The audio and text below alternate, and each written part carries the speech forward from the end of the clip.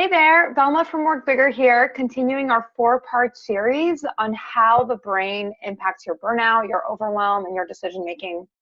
So far in the series, I hope that you're learning, one, what's causing your burnout and exhaustion, and two, how to work through that burnout so that you can make more progress with your goals. We talked about how the mind operates in two ways, the toward state and the away state. And last week we covered how you can start shifting into the toward state. So if you missed the first two videos, make sure to go back and watch because you'll have more context on this conversation.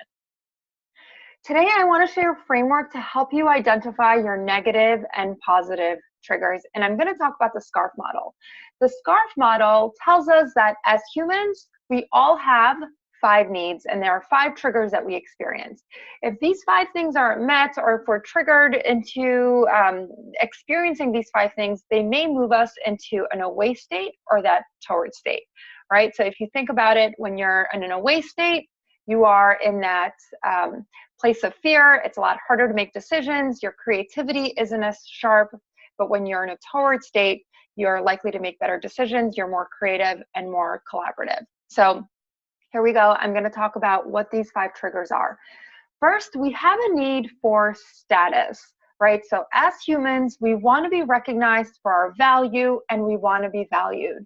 So think about, how do you measure up to other people, or how do you think that you measure up to other people? Are you less than or better than? And think about how this plays out in the workplace for you. So if you feel less than others in the workplace, you're going to move to that away state. You might feel sad or upset or frustrated, and that's going to impact your performance.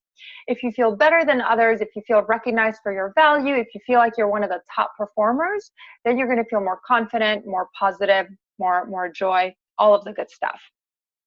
The second need we have is certainty. So we have the need to predict outcomes, right? So if there's a lot of uncertainty in our life, it's going to move us into a fight or flight mode, right? It's just not going to feel good, right? So think about, how does certainty show up for you, right? So if, for example, if there's a lot of uncertainty around our pay, right, or around our finances in general, if we're thinking about life outside of work, right, we may move into that place of fear because we don't know what's happening. We don't know what's coming up. Our brain has a need to make predictions.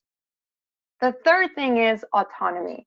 As humans, we want to have choices and we want to be able to make decisions based on options. So if you, for example, if you have a boss that micromanages you and you have a high need for autonomy, having somebody who micromanages you is going to feel terrible, right? So if your boss isn't giving you options when it comes to certain projects and you like autonomy, you're going to be mad, right? You might experience anger and frustration, and you may not even want to work there.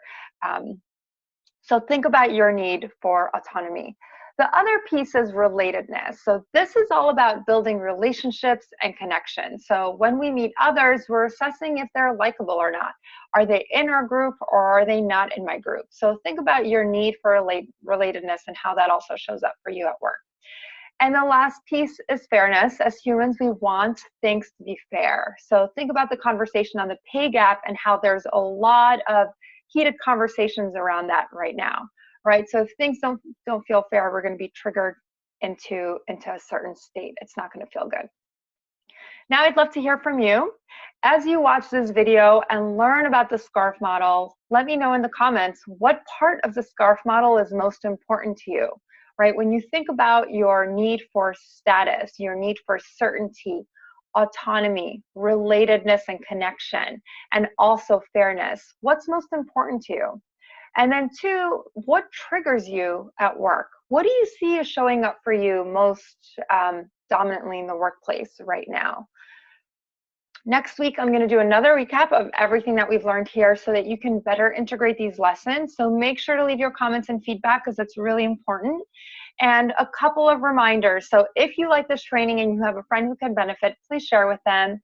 And 2, we're opening applications again for the Work Bigger community in September, which is just a few weeks away. So if you're looking for deeper support and coaching, we do a lot of the similar trainings that you're seeing here, but we go a lot deeper with them. Check out our membership community. Go to www.workbigger.co. /join-us, and you can learn all about that there.